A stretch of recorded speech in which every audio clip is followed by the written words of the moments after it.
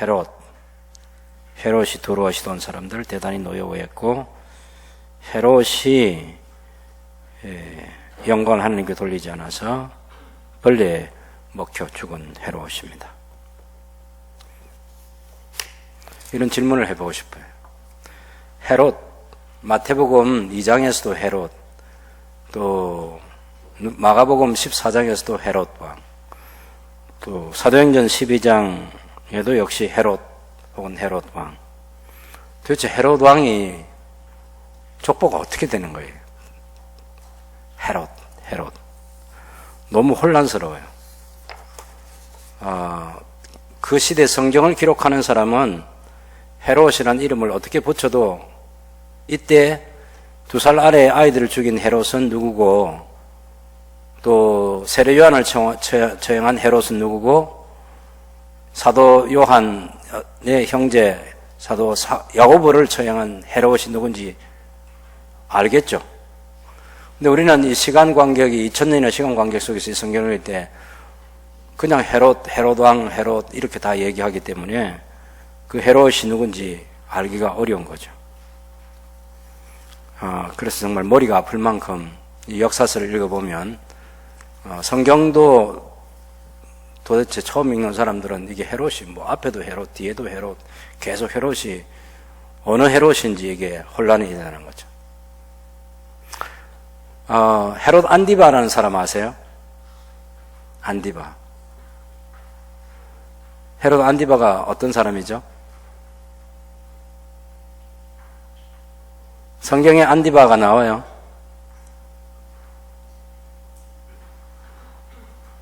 아까 우리 읽을 때 그냥 헤롯 왕이라고 나왔죠? 예. 헤롯 안티파스라는 아들이 있습니다. 물론 그 사도 요한을, 그 세례자 요한을 처형한 그 왕은 헤롯 안티파스라 하기도 하고, 우리말로 그냥 안디바라고 말하기도 하는데, 그런데 그거는 성경 밖의 문서에 안티파스라고 나오는 거지, 성경에는, 성경 기자들은 안디바라는 그런 이름을 사용하지 않고 그냥 헤롯 왕이라고 이렇게 썼다는 거예요. 분봉왕 헤롯이라고 이렇게 말한 거죠. 분봉왕 헤롯. 그래서 그 헤롯 가문을 이해하기 위해서는 성경과 역사서를 가지고 정리를 해야 되는데, 여러분들에게는 그게 쉬운 일이 아니고, 우리 목회자들에게도 쉬운 일이 아니고, 막 그 요세푸스라는 역사가 쓰는 글을 읽으면 막 머리가 막 지근지근 아플 만큼, 왜냐하면 이 사람이 구분을 해가지고 언제 헤롯은 누구고 그 다음 헤롯은 누구고, 이게 자기는 다 아는 헤롯인데 우리는 모르는 거죠. 아리스토블루스 하면 자기는 어느 역사적인 상황에서 아리스토블루스 하면 그 사람이 1cm, 2cm, 3cm, 4cm 알고 얘기하는데 자기 문헌에서 그걸 밝히지 않기 때문에 우리는 모르는 거예요. 그러니까 너무 헷갈려요. 예. 힐카누스 1세, 힐카누스 2세 이렇게 이름 붙여놓지 않고 그냥 힐카누스라고 하기 때문에 이 힐카누스가 어느 때 힐카누스가 누구하고 뭘 하는지 그 전체적인 지식을 한꺼번에 소유하지 않으면 알 수가 없어요. 그러니까 머리만 자꾸 아픈 거죠. 그래서 그런 고난을 우리가 겪어서라도, 그럼 왜 이 역사서를 이해를 해야 되느냐 하면, 성경을 알기 위해서는 그 역사를 아는 것만큼 성경이 알아지기 때문에 그래요. 그러니까 성경에만 성경 역사가 있는 게 아니고 성경과 성경 밖에 있는 역사를 한꺼번에 다루면서 이 사람이 누구인지, 이 가문이 어떻게 이어지고 또 가문이 끊기기도 하고, 이 헤롯, 특별히 헤롯 가문이 하나님의 나라와 관계에서 굉장히 중요한 역사를 만들어 냈기 때문에 그런 것입니다. 결론은 당연히 이 헤롯 가문은 하나님 나라를 대적하는 그런 가문인 거죠.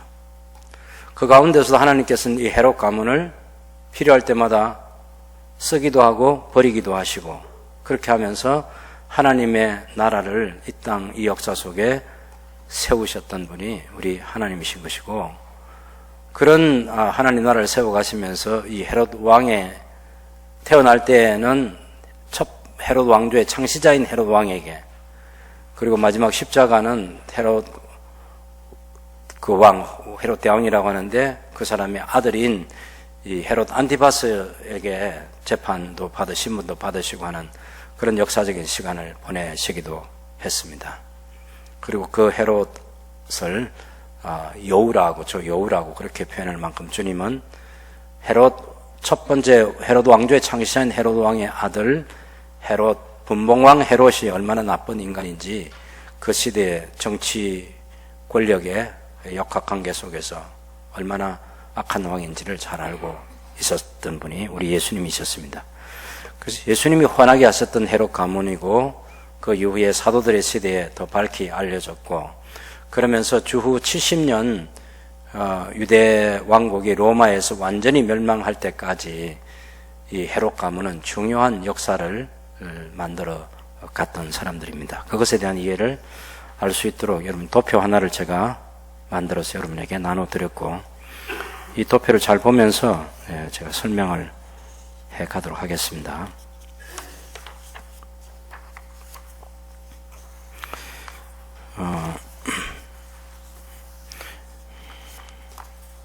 이런 자료 하나 만드는데 엄청 그 시간이 오래 걸린 거죠. 어떤 오래 걸리냐면 이렇게 표현해서 만드는데도 오래 걸렸지만 이걸 정리하는데도 오랜 시간은 제 개인에게는 지금이 최종판이기 때문에 수십 년이 걸린 거죠, 사실은.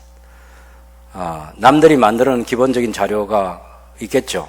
그런 자료를 활용해서 잘 알 수 있도록 자료를 정리하고 모으고 살을 붙이고 그렇게 해서 이렇게 만드는 데까지는 오랜 시간이 걸린 것이고 오늘 여러분이 이 부분에 관해서는 제일 최종적인 자료를 보고 계신다 그렇게 보면 좋겠습니다. 옛날 서적들 다 봐도 이렇게까지 잘 해놓지는 못했습니다. 자, 그래서 설명을 해드리도록 하겠습니다. 헤롯 가문과 하나님의 나라에 대한 얘기를 할 때 우린 성경에 헤롯 왕 혹은 헤롯 이런 이름들이 나올 때 그것을 다음 성경 번역을 할 때는 그 누구인지를 정확하게 밝히면 좋겠어요. 첫 번째 왕을 헤롯 왕이라고 하면 또 헤롯 안티파스는 분봉왕 헤롯이라고 이렇게 말한가 하면 또 빌립도 빌립 1세, 빌립 2세 이런 식으로 표현하는지 아그리파 1세, 아그리파 2세 이런 식으로 표현을 하든지 해서 정확하게 이 아그리파가 어느 아그리파인지 그런 것들을 문맥 속에서 정확하게 알 수 있도록 표기해 주는 것이 성경을 번역하는 사람들의 책임이 아닌가 하는 생각을 갖습니다. 왜냐하면 성경 집필할 때 그 저자는 그 시대에 너무 익숙하게 가까운 시간에 있었기 때문에 이름을 어떻게 부르든 자기가 생각하고 있는 그 사람을 그렇게 부르는 것인데 그들은 알 수 있지만 그 역사 이후에 우리들은 알 수 없기 때문에 알 수 있도록 해줘야 된다고 개인적으로 생각합니다. 우선 그 헤롯 가문에 대해서 한번 보면 제일 첫 번째 맨 위에 제가 헤롯 안티파테르 1세라고 하는 사람을 소개했습니다. 이 사람은 마카비 혁명 이후에 하스모니안 왕조가 만들어진 유대 독립 한 100여 년의 시간이 있는데 그때 마띠아라는 대제사장이 있었죠. 여러분 기억을 더듬어서 알 수 있을지 모르겠는데 그 마띠아라는 제사장이 혁명을 일으켜가지고 자기 아들 시몬, 마카비 또 엘라살, 요나단, 아푸스, 요한 이렇게 5 아들이 있었는데 그 중에 유다 마카비가 가장 싸움을 잘했습니다. 그래서 그 마카비가 싸움을 잘해서 그 동생 요나단 아푸스라는 동생이 대제사장이 돼요. 그 동생이 대제사장 될 때까지 전임 대제사장과 동생 사이에 7년의 시간간의 공백이 있습니다. 대제사장이 없었던 시기가 있습니다. 그만큼 이 헬라 왕국 때 안티오코스 에피파네스 사세 때 굉장히 유대 왕국이 힘들었던 그런 시간을 보냈다는 사실을 알 수 있고 그래서 동생 요나단 아푸스가 마카비의 동생 막내 동생이죠. 요나단 아푸스가 대제사장을 하고 나서 그 다음에 이제 시몬이라는 사람이 대제사장을 합니다. 이건 유다 마카비의 형입니다. 형. 제 41대 대제사장인데 그 41대 대제사장의 아들이 누구냐면 세 아들이 있었어요. 유다, 요한 힐카누스 1세, 마따디아 이렇게 있는데 요한 힐카누스 1세가 중요한 대제사장입니다. 제 42대 대제사장. 유다와 마따디아는 대제사장이 안 됐습니다. 요한 힐카누스 시몬의 아들, 세 아들 가운데 요한 힐카누스 1세가 대제사장이 됐는데 그래서 여러분 거기 보시면 그 힐카누스 1세가 어떤 일을 했냐면 이둠의 자손들을 정복을 합니다. 이둠에 남쪽 그 사해 남쪽에는 이둠에 있죠. 에돔 그죠? 에돔을 정복해가지고 거기에 있는 사람들을 강제 개종을 시키는 일이 주전 125년에 있습니다. 이 사람이 이제 헤롯 가문의 창시자가 되는 거죠. 개종해가지고 당연히 이둠의 장군이었던 이 사람이 주전 70년에 사망을 하게 되는데, 그 헤롯 안티파테르 1세에 세 아들이 있어요.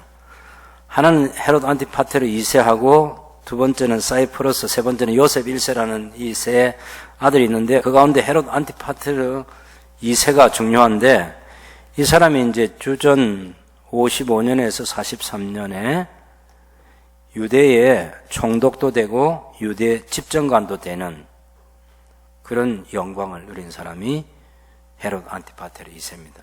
뭘 생각할 수 있겠습니까? 그 아버지 안티파테르 2세가 에돔의 장군이었다가 강조 개종해가지고 유대 왕국의 중심에 들어와서 중요한 행정 직책을 맡는 거예요.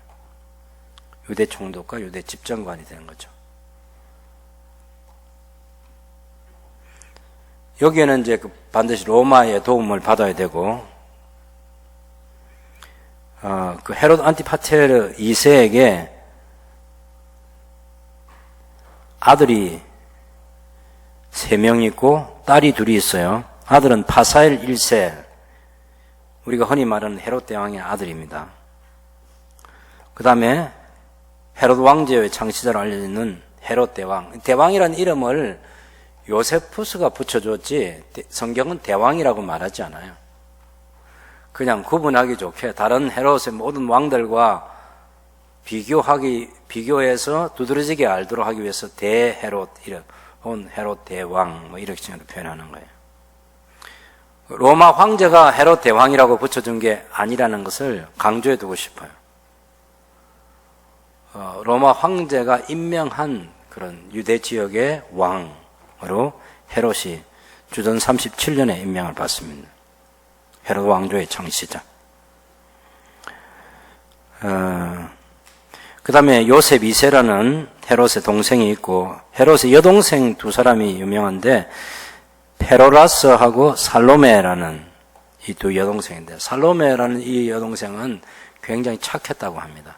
그래가지고 이 헤롯이 죽을 때 아들들에게 다 유산을 남겨주고 할 때 살로메에게 특별히 많은 유산을 남겨줘서 연간 60달란트, 이 분봉왕으로 했던 아켈라오나 이런 사람이 200달란트라든지 또 100몇십 달란트 이렇게 수입이 되는 그런 지역을 다스릴 수 있도록 유산을 물려주면서 살로메라는 이 여동생에게도 헤롯 왕이 연간은 60달란트 되는 그런 세금을 거둬들일 수 있는 그런 유산을 남겨줍니다.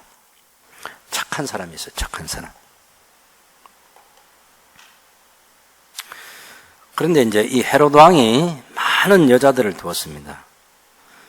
거기 밑에 보면 두 번째 칸에 있는 도리스, 마리암네 1세, 마리암네 2세, 그 다음에 말타케, 사마리아 출신의 말타케라는 아내, 예루살렘의 여인이었던 클레오파트라,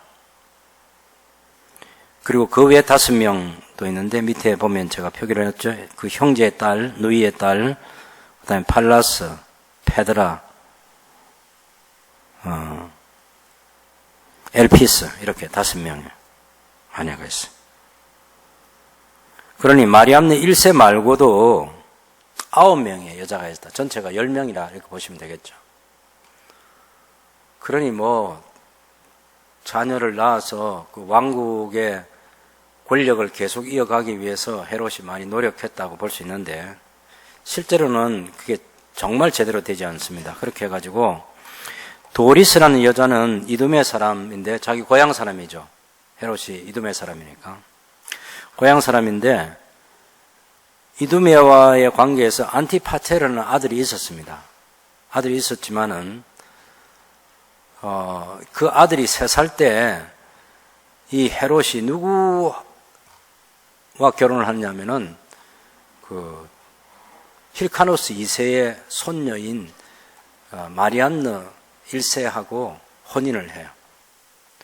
그때 마리암느 1세가 나이가 10대인데 그걸 너무 예뻤어요. 마리암느 1세가 너무 예뻐가지고, 그래서 헤롯 왕이 혼인을 하고 도리스를 내쫓습니다. 도리스가 버림받는 거죠, 사실은. 버림받았다가 나중에 이제 마리암네 1세가 죽고 나서 마리암네 1세를 계속 이 헤롯을 괴롭히는 여인이 누구냐면 장모인 알렉산드라하고 아내인 이 마리암네 1세가 계속 헤롯을 괴롭힙니다. 당연히 헤롯이 잘못하는 것이 있기 때문에 괴롭히겠죠. 어쨌든 그 장모하고 이 와이프가 너무 많이 괴롭히는데, 그래도 헤롯 왕이 성질이 아주 고약하지만 이 마리암 1세가 예쁘다는 이유 때문에 벌을 주지 않기 위해서 무던히도 노력합니다. 그런데 나중에는 안 돼서 결국은 처형을 합니다. 처형을 하고, 그때 버림받았던 도리스도 다시 복귀하고, 그 아들 안티파테르도 장남이잖아요, 장남. 헤롯 왕에게는 제일 첫 번째 아들 장남이기 때문에 이 아들에게 사실 후계자로서 권력을 물려주려고 생각하고 있습니다. 헤롯 왕이. 그런 관계가 그 도리스의 아들 안티파테르에게 있었어요.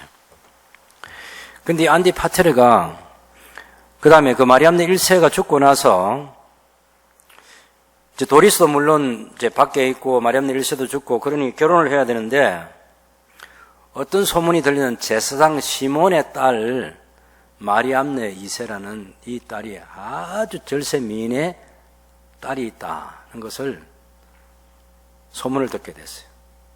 당연히 헤롯 왕이 마리암네 2세를 보게 되는 그런 기회가 주어졌는데 정말 너무 예뻤어요. 그래서 탐을 내가지고 권력을 가지고 자기 소유를 삼을 수도 있는데 그러면 폭군이라는 그런 오명을 쓰게 될까 봐서 그렇게 하지 않고 이 제사장 시몬을 대제사장으로 임명을 합니다. 제사장과 대제사장은 다른 거예요.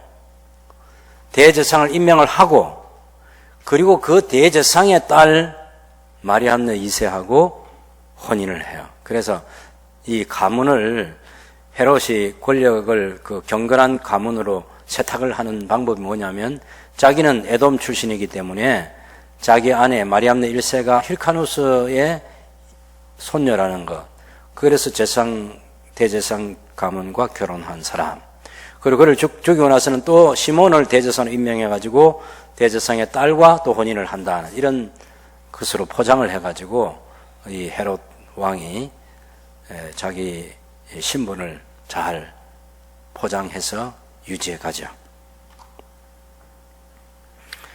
왕 아무나 되는 거 아닌 거 아시겠죠?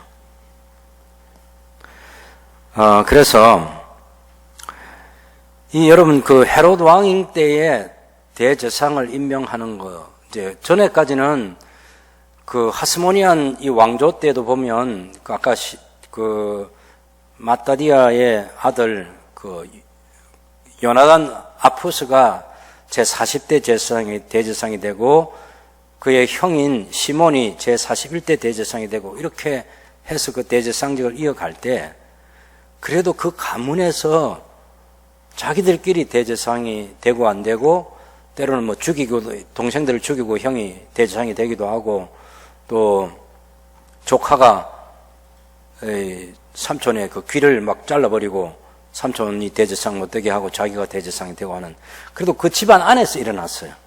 집안 안에서. 그런데 헤롯이 왕이 되고 나서는 대제사장 임명권을 이 권세자가 갖습니다. 그래서 누구를, 그 집안, 하스몬 왕조의 집안이 싸움이 많으니까, 그리고 자기가 이두메 출신인데 자기가 자기 권력을 유지하고 해가는 데는 누구의 도움이 필요하냐면 대제사장의 도움이 당연히 필요하죠. 그러기 위해서 대제사장 임명권을 이 헤롯 왕이 가지고 누구를 대제사장으로 임명하느냐, 바벨론 출신의 유대인 아나네를 대제사장으로 임명합니다. 그때 그의 장모였던 알렉산드라, 그리고 그의 아내가 된 이 마리암느 1세가 난리를 치는 거예요. 난리를. 왜? 마리암느 1세의 오빠인 아리스토블루스 3세가 있어요. 왜 그 정통성을 가진 사람을 대제사장으로 임명할 수 있는데 왜 족보도 없는 바벨론 출신 아나니를 대제사장으로 임명했냐, 이 가지고 계속 쥐어뜯는 거죠. 예, 장모와 같이. 그래서 아리스토블루스 3세를, 아나네를 파면시키고 아리스토블루스 3세를 대제사장으로 임명합니다. 그런데 1년 뒤에 죽여버려요. 왜냐하면 이 정통성을 가진 아리스토블루스 3세가 대제사장이 되니까 그가 제사를 드리고 나면 백성들이 막 옛날에 그 사울은 천천히고 다윗은 만만히고 할 때 그 분위기처럼 이 너무나 잘생기고 이 대제사장복을 입은 이 아리스토블루스가 어울리잖아요. 그래가지고 그 아리스토블루스를 너무 칭찬하고 높이고 그러니까 시기한 헤롯 왕이 그를 죽여버립니다. 그리고 나서 다시 물리쳤던 아나넬을 세 번째 대제사장 다시 임명하고, 그 다음에 이제 이 마리암네 2세라는 이 여자와 이 처녀와 결혼을 하기 위해서 그의 아버지 시몬을 또 대제사장으로 임명하는 것을 헤롯이 했던 거예요. 그 중요한 대제사장의 자리를, 대제사장이 가지고 있는 성전 관리권, 또 헌금 관리권, 절기를 주관하는 권세, 그 다음에 1년에 한 번 지성소에 들어가서 사면을 요청하는 권세, 또 공문을 발송하는 권세, 그리고 이 대제사장이 죽으면 도피성에 들어가 있던 사람들이 다 자유하게 되는 그 독특한 신분의 사람이 대제사장인데, 이것이 원래는 세습직으로 이어지게 되어 있는데 헬라 왕국 때 와가지고 이것이 엉망으로 됩니다. 그리고 이 헤롯 왕 때부터는 아예 그냥 왕이 권력을 가지고 임명하기 시작해요. 나중엔 총독도 임명하는 그런 역사를 반복합니다. 그래서 헤롯이 그런 7명의 대제사장을 임명하는 그런 일들을 하게 되죠. 어쨌든 여러분 도표 한번 보면서 마리암네 2세 시몬 대제사장의 딸, 이 사람이 어떻게 헤롯 왕의 아내가 되었는지 그것에 대한 설명을 제가 했습니다. 마리암네 1세를 죽이고 너무나 아름다운 시몬 제사장의 딸이 있다는 소식을 듣고 확인하고, 그리고 권력으로 빼앗지 않고 감동을 주기 위해서 자기 아버지를, 그 여자의 아버지를 대제사장으로 임명하고 그 후에 혼인을 해서 합법적인 아내로 삼습니다. 그 사람에게서 태어난 사람이 누구냐? 빌립 1세라는 거예요. 빌립 1세. 여러분 자 보세요. 이 빌립 1세, 이 사람은 왕이 되지 못했습니다. 헤롯 안디바와 이복 형제간이죠. 근데 헤롯 안디바에게 자기의 처 헤로디아를 빼앗긴 사람이 빌립 1세입니다. 빌립 1세. 지금 여러분 이 빌립 1세 옆에 보면 아리스토블루스 4세, 알렉산더 이렇게 있죠. 그거는 마리암네 1세와 헤롯 왕 사이에서 태어난 아들이 알렉산더고 아리스토블루스 4세예요. 그런데 아리스토블루스 4세에게 아들이 둘 있습니다. 하나는 그 밑에는 칼키스의 헤롯이라는 이 아들이 있고, 그 다음에 헤롯 아그리파 2세가 있어요. 헤롯 아그리파 1세가 있어요. 이게 아리스토블루스 4세의 아들이고요. 아리스토블루스 4세의 딸은 헤로디아입니다. 그런데 지금 헤롯 왕이 뭘 했냐면은 마리암네 1세만 처형한 게 아니고 그 두 아들 알렉산더하고 아리스토블루스 4세도 죽입니다. 그럼 남아있는 사람이 누구예요? 친손녀인 이 헤로디아가 남아있어요. 불쌍히 여기는 마음이 있겠죠. 불쌍히 여기는 마음을 가지고 헤로디아가 불쌍하지 않도록 자기 아들 마리암네 2세에게서 태어난 아들 빌립 1세와 결혼을 시켜요. 아시겠죠? 빌립 1세와 결혼을 왜 하는지. 이게 헤롯 대왕이 다 베풀어준 은총입니다. 은총. 헤롯 빌립 1세하고 헤로디아하고 결혼을 하는데, 이 빌립 1세는 얼마만큼 총애를 하느냐면, 여러분 그 도리스의 아들 안티파테르라는 아들이 있잖아요. 그 안티파테르라는 아들을 당연히 헤롯 왕이 장남이기 때문에 후계자로 삼으려고 했고, 그 다음에 안티파테르가 후계자가 못 될 때 그 다음 순서는 빌립 1세가 후계자가 되는 거. 그렇게까지 생각하고 있었어요. 그런데 문제가 생긴 게 뭐냐면 안티파테르가 자기가 왕이 되고 싶어가지고 자기 아버지 헤롯을 독살시킬 계획을 세웁니다. 이 전모를 헤롯이 다 알게 돼가지고 나중에 그 안티파테르가 도리스의 아들 이 안티파테르가 자기 아버지를 헤롯 왕을 독살하려는 이 계획을 누가 알고 있었느냐?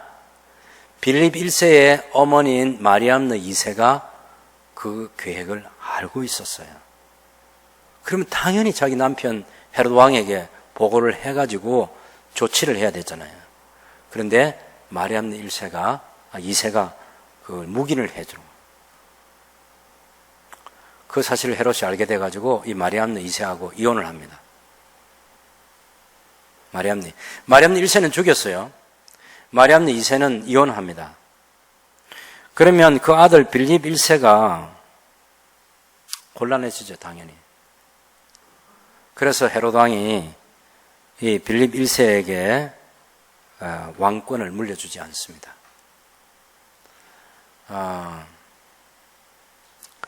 그래서 이 빌립 1세가 내쫓김을 당해가지고 나중에 아주 곤란하게 된 사건이 하나 있는데, 여전히 헤로디아하고 헤롯 왕의 친손녀인 헤로디아하고 아들인 빌립 1세하고 혼인을 한 상태가 있을 때에, 여러분 빌립 1세의 옆에 있는 아켈라오, 그 옆에 있는 헤롯 안디바, 이거 보시죠. 이 사람들은 헤롯 왕의 그 다음 부인인 말타게라는 여인의 사마리아 사람인데, 이 사람의 아들이 한 사람은 헤롯 아켈라오고 한 사람은 헤롯 안디바예요. 그럼 앞에 있는 사람들이 다 안 되기 때문에 아켈라오에게 이제 그 왕권을 물려줘야 되는데, 이 헤롯이 유언을 첫 번째 유언, 두 번째 유언 이렇게 쓰면서 그 나중에 자기가 사실 임종 직전에 유언을 쓰잖아요. 건강 상태가 뭐 좋다 말하기도 하고 안 좋다 말하기도 하고, 그렇게 해서 처음에는 안디바에게 하려고 했다가 아켈라오에게 하고 막 이렇게 막 그게 바뀌어요.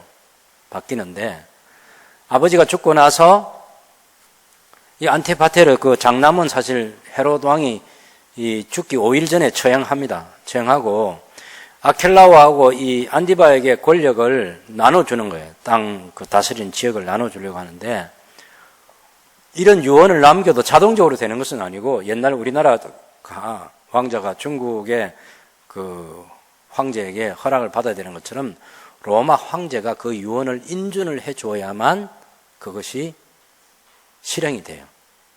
로마 황제가 허락 안 해주면 아무리 헤롯이 유언을 했어도 그건 유효하지 않습니다. 왕을 임명하고 안 하고 그 권세가 누구한테 있느냐? 아버지에게 있는 게 아니고 황제에게 있어요. 황제에게. 그래서 그 로마 황제가 이 권력을 얻기 위해서 헤롯 안디바도 로마도 가고 헤롯 아켈라오도 로마로 가고서 아우구스투스 황제한테 서로 자기들이 이 아버지의 왕위를 이어받을 수 있는 적자라고 그렇게 얘기를 합니다.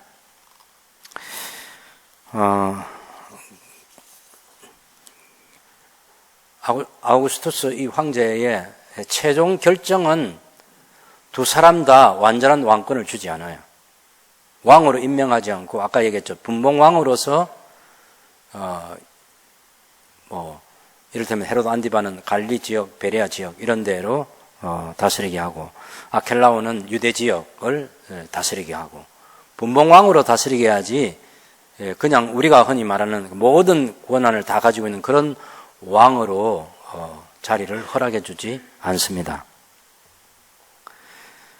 권력 싸움은 그렇게 해서 마무리되는데, 헤롯 아켈라오가 자기 아버지 장례식을 정말 잘 합니다. 사람들에게 효도하는 아들이라는 것을 충분히 알 수 있도록 해서 장례식도 잘하고, 이 아켈라오가 완전히 자기 아버지 뒤를 이은 왕처럼 그렇게 행세합니다. 선정을 베풀고 그런 거 다 잘해요. 그러다 나중에 성전에서 반역하는 사람들 3,000명을 죽이기도 하고 잔인 행동을 또 하기도 하고 이중성을 가지고 있어요, 아켈라오가.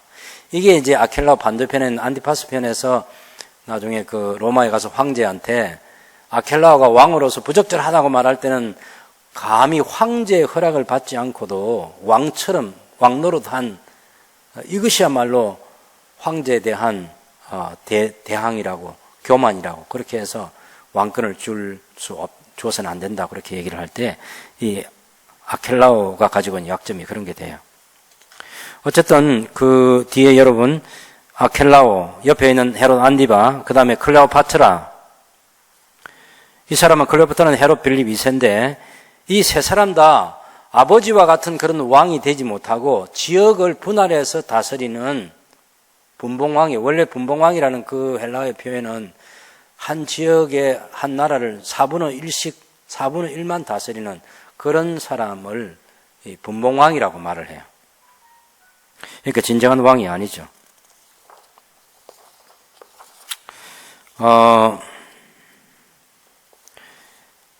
제가 이제 그렇게 헤롯의 아들들 정리를 그렇게 하면서 헤롯 빌립 1세하고 헤롯 안디바 사이에 어떤 일이 일어났는지, 헤로디아를 중심으로 어떤 일이 일어났는지 그것을 좀 이야기를 더 할게요. 아까 빌립 1세하고 헤로디아하고 결혼을 하게 된 것은 헤롯이 자기의 친아들 아리스토블루스 4세를, 마리암네 1세의 아들인 아리스토블루스 4세를 죽였어요. 그래 남아있는 친손녀인 헤로디아가 불쌍하잖아. 그러니까 불쌍하지 않도록 그 당시에 가장 장남 안티파테를 제외하면 가장 신임하고 믿을 만한 사람으로 후위를 생각하고 있는 왕이 빌립 1세예요. 이 빌립 1세하고 헤로디아하고 혼인을 시킵니다. 할아버지가 자기 아들하고 이제 왕자, 장차 왕이 될 왕자하고 결혼을 시키는 거죠. 그렇게 해서 보상을 해 주려고 합니다. 그런데 이 헤롯이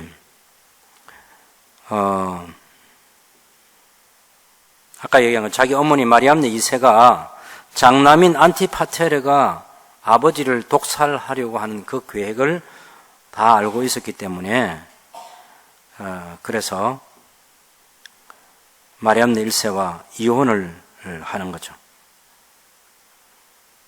이혼을 하고 또 그 아버지, 그러니까 마리암네 2세의 아버지 시몬 대제사장도 파면을 시키고, 시몬도 파면시키고, 그리고 나서 빌립을 자기 후계자의 명단에서 지워버립니다. 빌립 1세를. 빌립 1세를 헤로디아와 결혼을 시킬 때는 자기 후계자로 생각하고 결혼을 시켜요. 그런데 그 어머니 마리암네 2세가 빌립 1세의 이복 형제인 도리스의 아들 안티파테르가 왕이 빨리 되고 싶어가지고 자기 아버지를 독살하는 계획을 마리암네 2세가 알고 있어가지고 묵인한 그 죄를 물어서 마리암네 2세는 이혼하고, 마리암네 2세의 아버지 시몬은 대제사장에서 파면시키고, 마리암네 2세를 통해서 난 아들 빌립 1세는 왕의 후계자 명단에서 빼버리는 거예요. 그러면 헤로디아가 생각할 때 아무것도 돌아올 게 없죠.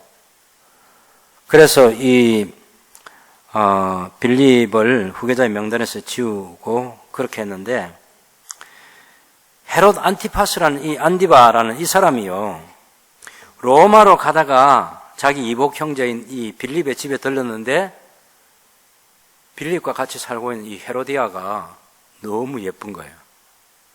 사랑에 빠져가지고 그래서 청혼을 합니다. 헤로디아가 자기 남편이 후계자가 될 명단에서 지워졌기 때문에 헤로디아가 권력에 대한 탐욕이 생겼겠죠. 그래서 안티파스의 청혼을 받아들인 조건이 뭐냐면, 당신이 지금 같이 살고 있는 당신의 본부인인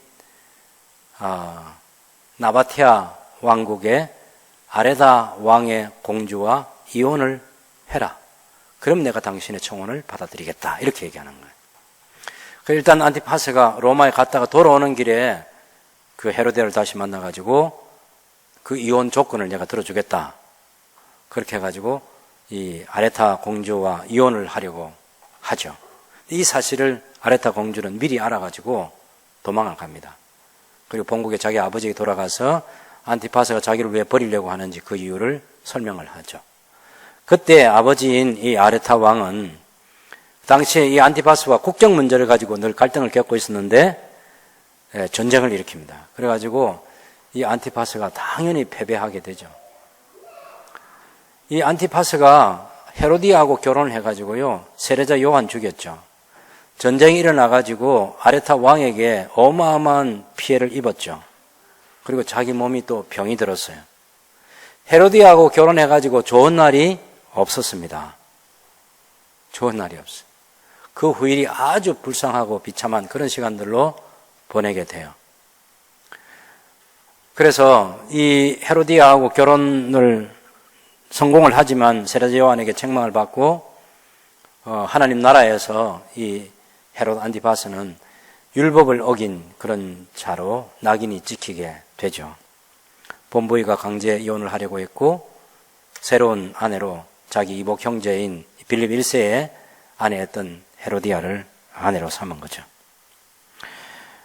안티파스의 생애는 더 불행하게 된 것은 그 뒤에 여러분 헤로디아 한번 보시면 그 헤로디아 옆에 헤롯 아그리파 1세가 있죠. 헤롯 아그리파 1세는 아리스토블루스, 헤롯 안디바의 이복 형이죠. 아리스토블루스 4세의 아들인데, 아리스토블루스 4세에게는 두 아들 칼키스 헤롯이라는 사람하고 헤롯 아그리파 1세하고 이 두 아들이고 헤로디아가 딸이죠. 근데 이 헤롯 아그리파 1세가 자기의 할아버지죠. 작은 할아버지. 자기 아버지의 형제니까 할아버지가 아닙니다. 삼촌이에요, 삼촌. 헤롯 안디바의 잘못을 로마 황제에게 다 갖다 일러 바칩니다. 그렇게 해가지고 헤롯이 추방돼요. 헤롯도 추방되고. 그리고 헤롯 아그리파 1세가 처음에 헤롯 왕조의 창시자였던 헤롯 대왕이라고 불려지는 이 헤롯 왕이 다스렸던 모든 지역의 영토를 다 다스리게 되는 왕이 됩니다. 왕이라는 이름이 붙여질 수 있는 딱 두 사람밖에 없어요. 한 사람은 제일 첫 번째 헤롯 왕, 두 번째는 이 헤롯 아그리파. 사도행전 12장에서 예수님의 제자 사도 야고보를 처형했던 이 헤롯 아그리파 1세가 왕이라는 칭호를 받아요. 왕이는. 그래서 중요한 사람이에요.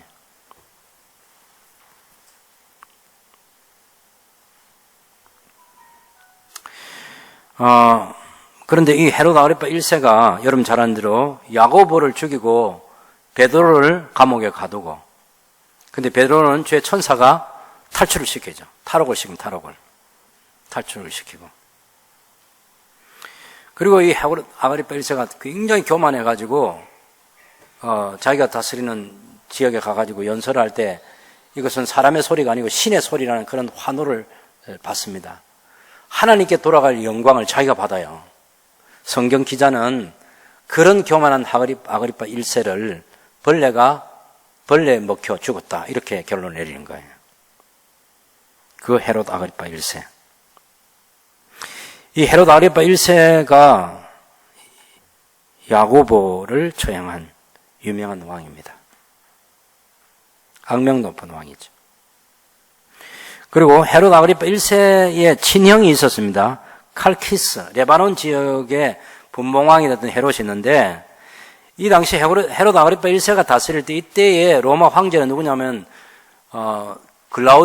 클라우디오스라는 그 클라우디오 황제인데, 이 클라우디오 황제는 로마에서 유대인들과 헬라인들이 싸우기 때문에 유대인들을 추방시켰잖아요. 그래서 고린도서 18장에 보면 그 브리스길라 아굴라가 고린도에 와 있던 그런 시간 여러분 아시죠?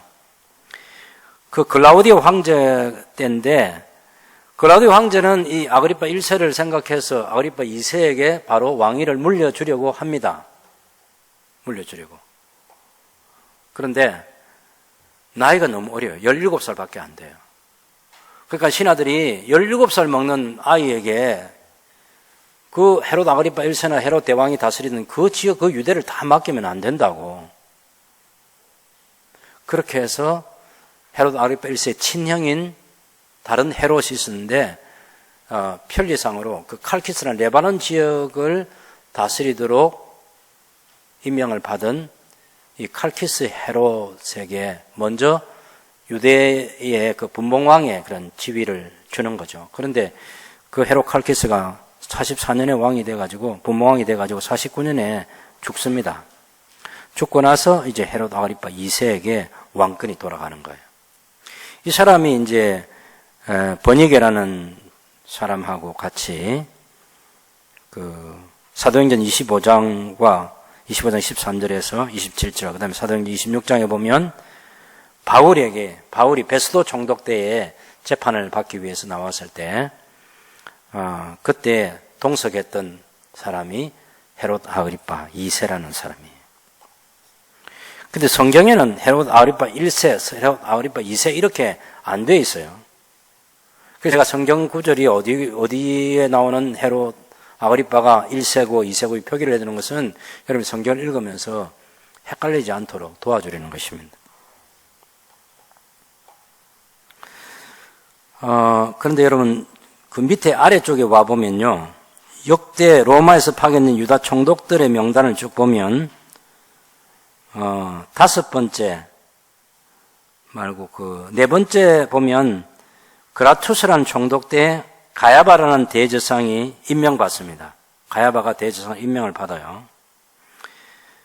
그런데 그 사람이 26년에 총독에서 물러나고 26년에 본디오 빌라도가 총독이 됐지만 가야바가 여전히 대제사장 노릇을 합니다.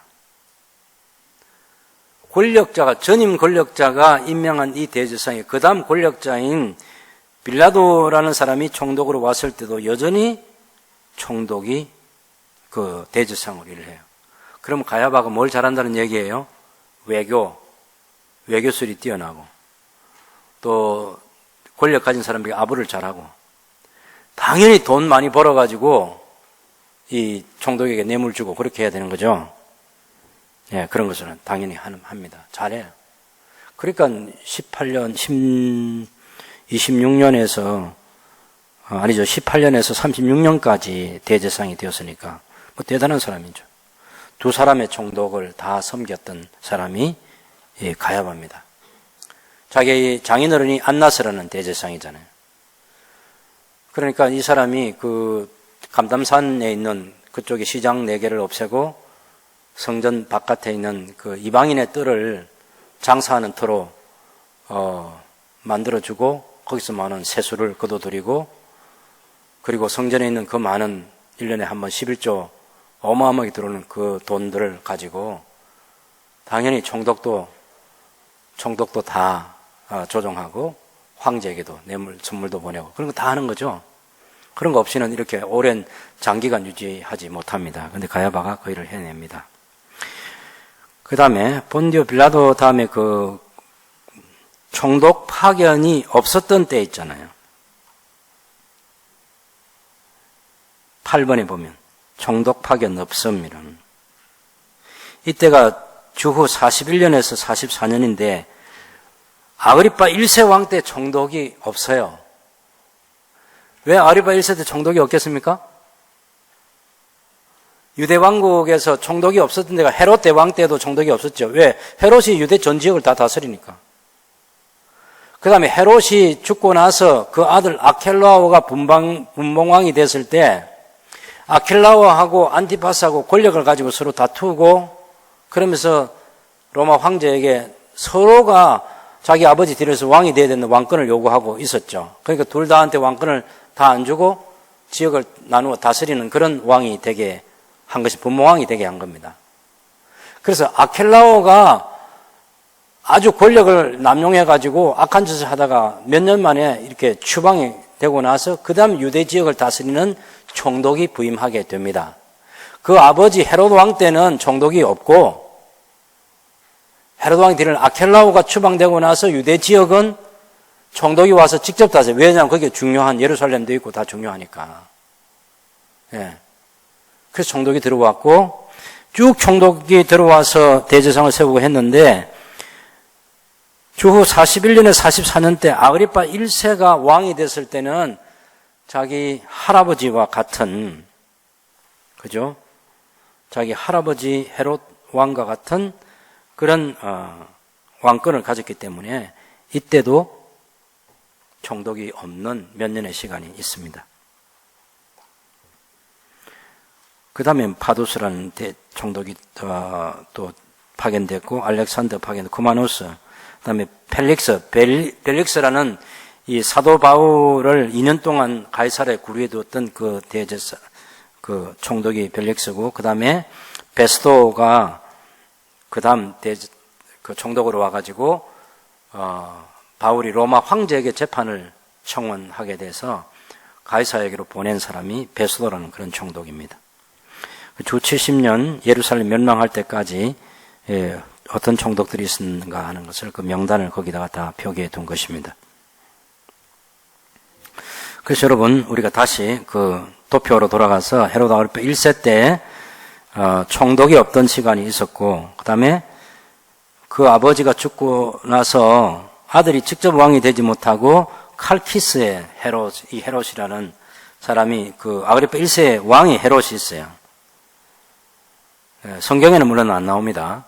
안 나오는데 역사에는 있어요. 왜 이게 중요하냐면은 여러분 헤롯 아그리파 1세를 보면 주후 37년 44년 그렇게 돼 있잖아요.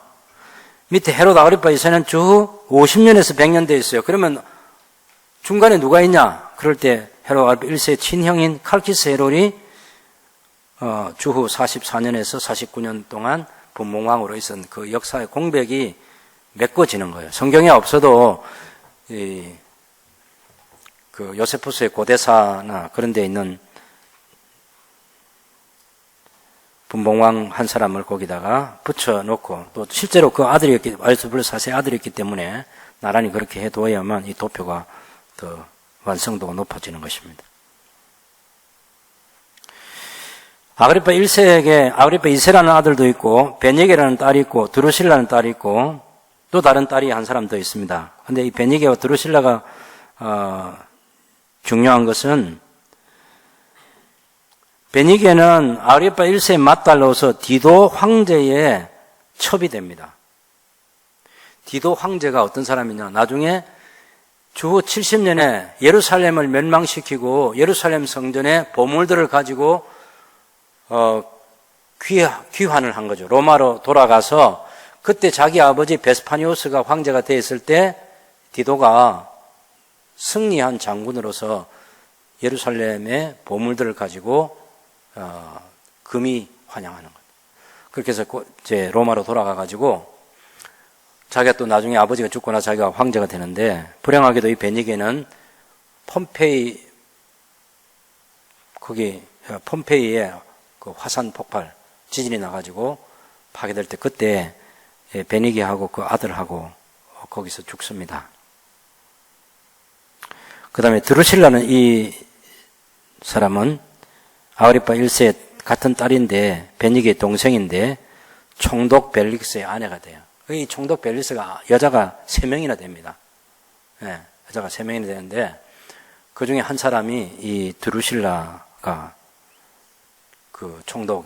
그래서 벨릭스가 얼마나 탐욕적이고 얼마나 엄흉하고 그러면서 사도 바울이 이제 그 하나님의 나라와 의에 대해서 가서 설교를 하면 굉장히 찔림을 받고 불쾌하게 생각하고 막 괴로워하고 했던 것이 자기의 삶 때문에 그런 거예요.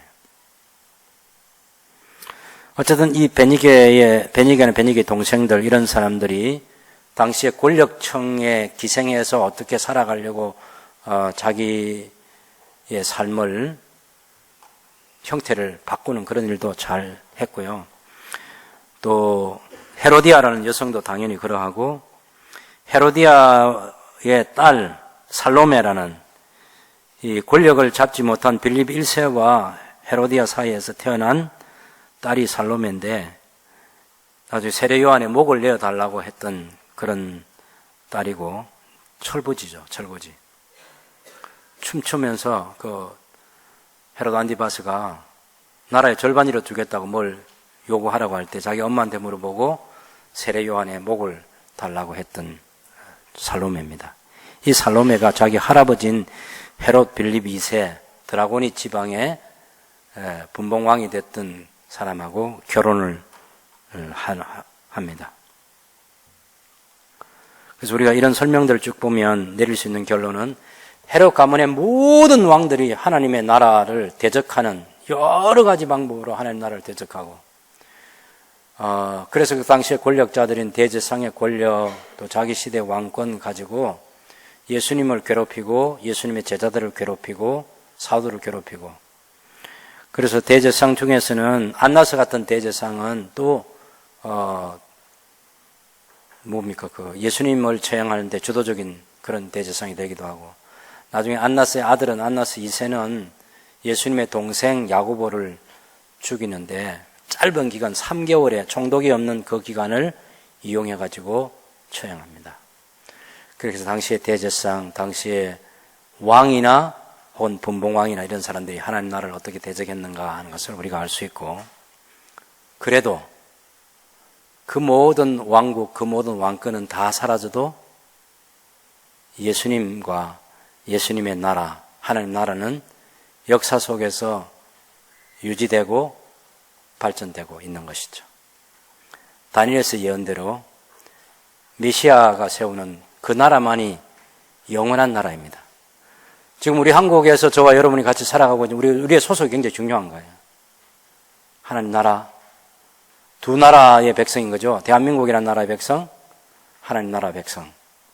끝까지 영원히 붙들어야 될 나라는 하나님의 나라인 것이고 세속적인 나라의 속성들을 잘 이해하면서 하나님의 왕국이 이 땅에 임하도록 기도하고 그 왕국의 백성으로 살아가는 복된 하나님의 사람들이 되시기를 바랍니다.